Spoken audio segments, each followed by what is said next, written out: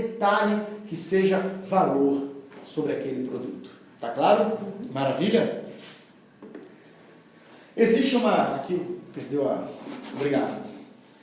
Existe uma máxima no mercado, dentro desse contexto, que diz que qualidade do serviço, do atendimento, do relacionamento vale mais que a qualidade do produto.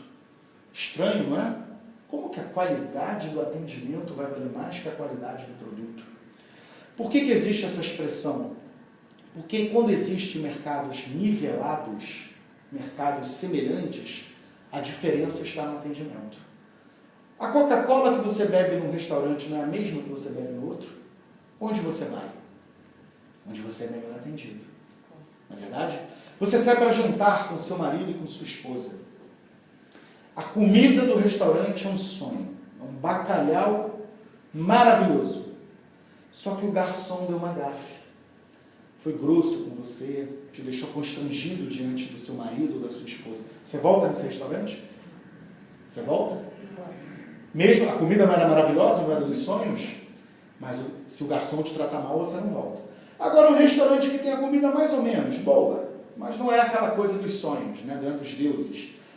Mas o garçom te trata de uma maneira que você se sente uma celebridade. Você volta? Você volta. O que isso quer dizer? Qualidade de atendimento vale mais do que qualidade do produto. Tem imóveis que são deixados com exclusividade aqui ou que também estão em outras imobiliárias? Tem exclusividade. Mas tem uns que não são exclusividade ou todos são? Tem imóvel que é deixado aqui, mas também é deixado em outra imobiliária? Existe isso? Não existe isso aqui? E quando é lançamento? Aqui, mas em outros lugares existe, né? Em outros lugares existe. É a mesma coisa, imagina isso. Se tem um imóvel que está numa imobiliária e está em outra. Não é o mesmo imóvel? Não é o mesmo? Qual vai fazer a diferença? O atendimento.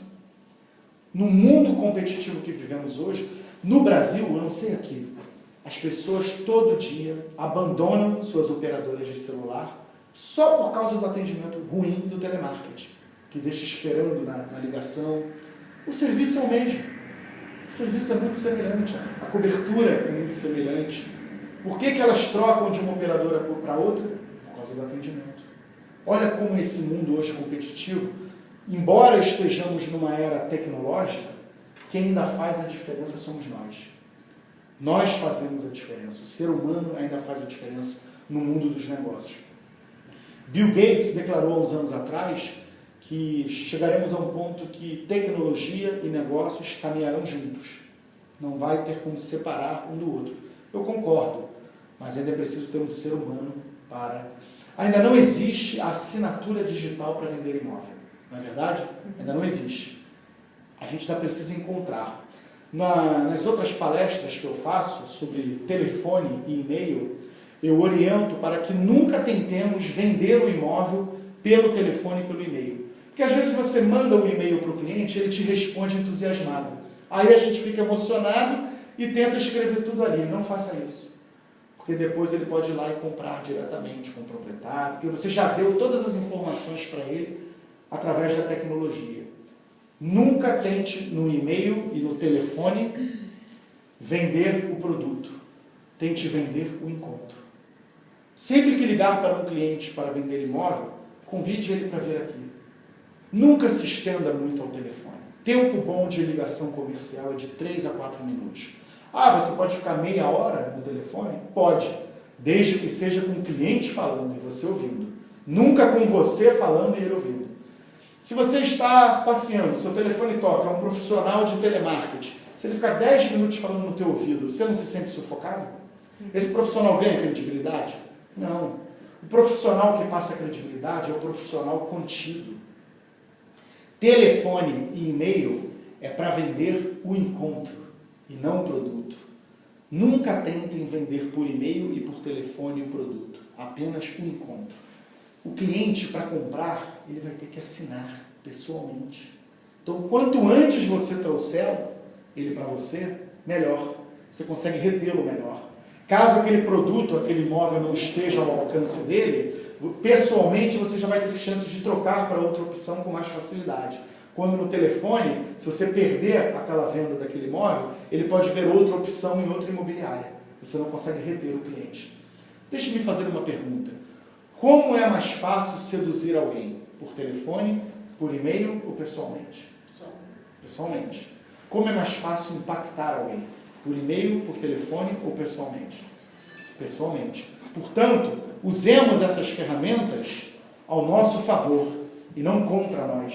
Por que eu estou dizendo isso? Porque às vezes o cliente te dá uma atenção, a gente não queima na primeira marcha, mas queima na segunda. Você liga, prepara um script, só para convidá-lo para vir aqui falando do imóvel. Só que aí ele começa a te fazer perguntas no telefone, aí você se emociona e fica 10 minutos falando sem parar sobre aquilo. Aí você já sufocou a pessoa. Traga ele para cá. Responda a pergunta. Sabe qual é o problema? O cliente nos faz uma pergunta. Nós respondemos 10. Não podemos. Responda a pergunta que ele fez. Ponto. E devolva, isso como técnica de venda, devolva com outra pergunta. Por que não marcamos um encontro? Por que não vem aqui nos visitar em nossa sede? Temos uma estrutura maravilhosa para receber clientes. Sempre traga o cliente para você. Não se contente com telefone e e-mail. Temos que usar essa ferramenta ao nosso favor. Fatalmente, se perde muitas vendas por depositar a abordagem apenas nessas ferramentas. Temos que trazer o cliente para nós. Ok? Maravilha? E por último, o quinto passo. Por favor. Muito obrigado.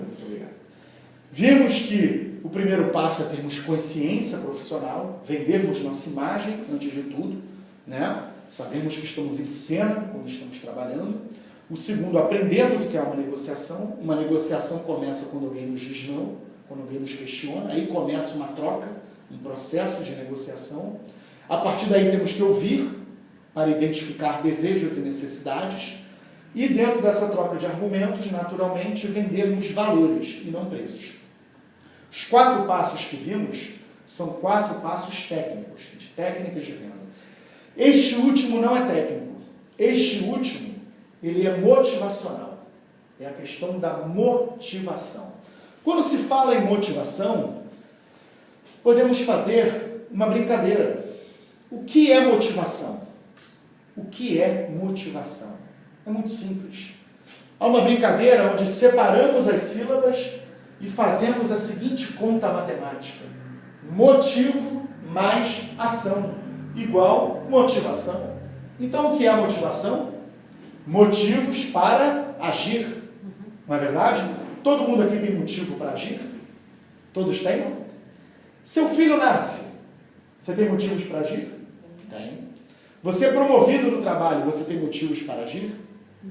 Repare que um filho que nasce são motivos pessoais. Você ser promovido no trabalho são motivos profissionais. Mas reparem que tanto o filho que nasce quanto a promoção do trabalho são fatores externos. São acontecimentos externos em sua volta que te deixam motivado, que te dão motivos para agir. Eu quero conversar aqui e compartilhar a automotivação. Isso é o mais importante que precisamos ter. Que é estarmos motivados independentemente dos fatores externos. Pode estar tudo perdido em nossa volta, pode estar tudo horrível, que vamos ficar motivados do mesmo jeito. Esse é o conceito de automotivação. A diferença entre motivação e automotivação. Motivação é você ficar motivado por fatores externos, por coisas que acontecem, que te dão incentivo, não é verdade? Automotivação é você estar motivado independentemente disso. Por que eu cito isso? Porque os maiores cases de sucesso da história do mundo foram de pessoas que tiveram automotivação e não motivação. Bill Gates é um exemplo. Bill Gates, ele teve uma motivação sensacional, mas a automotivação dele foi mais forte. Bill Gates passou para o vestibular de Harvard, nos Estados Unidos, que é uma das universidades mais conceituadas do mundo. Quem aqui adivinha o que o Bill Gates fez no segundo semestre de economia? Ele estudava economia. O que o Bill Gates fez no segundo semestre da faculdade mais cara, mais difícil, mais conceituada do mundo? Ele trancou, ele abandonou. Tem motivação melhor do que você estudar em Harvard? Ele trancou. Por quê? Porque a automotivação que ele tinha dentro dele era maior do que a motivação de Harvard. Ele tinha a ideia, o sonho de montar uma empresa, né, na área de informática. Ele já fazia parte de um grupo que o Steve Jobs também fazia. Apenas 2 anos depois, ele montou a Microsoft, que veio a se tornar uma das maiores empresas do mundo. Apenas 2 anos depois. No Brasil, tem um exemplo que eu cito muito. Quem aqui já ouviu falar do Silvio Santos? Já ouviram falar?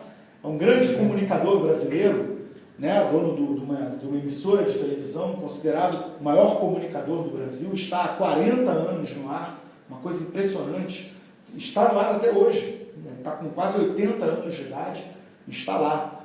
Silvio Santos era camelô, vendia canetas na rua, era muito pobre, muito pobre. Um belo dia, a prefeitura, a Câmara Municipal, fez uma apreensão das mercadorias dele e o levou preso. Aquela coisa de apreensão, né, por trabalhar na ilegalidade, na informalidade. O Silvio Santos falou tanto no ouvido do cara, mas tanto, que o fiscal da prefeitura puxou um cartão e falou assim para ele: você fala bem, toma aqui um cartão de uma rádio que estão precisando de locutor lá. Essa rádio foi o primeiro emprego da vida do Silvio Santos no mercado de comunicação. E depois ele se tornou o maior profissional de comunicação do país. Por quê? Porque ele tinha automotivação. No Exército, ele serviu o Exército, ele conseguiu empreender uma cantina dentro do Exército. Ele não queria fazer flexão, então ele montou uma birosca de comes e bebes dentro do Exército. O que é isso? Automotivação. Ele era garoto de rua, vendia trapos para se sustentar, estava tudo perdido em volta dele, mas ele tinha isso, automotivação. E é isso que nós temos que ter no nosso dia a dia. O país pode estar passando por dificuldades, o mercado pode estar difícil, mas a gente tem que acreditar na gente. Tem um ditado antigo da Ford, né, da concessionária Ford, montadora de carros, que passava na televisão nos anos 80, que dizia assim, o presidente da Ford vinha na propaganda e dizia: ninguém entende mais de Ford do que a própria Ford. Quem aqui lembra disso? Estou ficando velho, gente.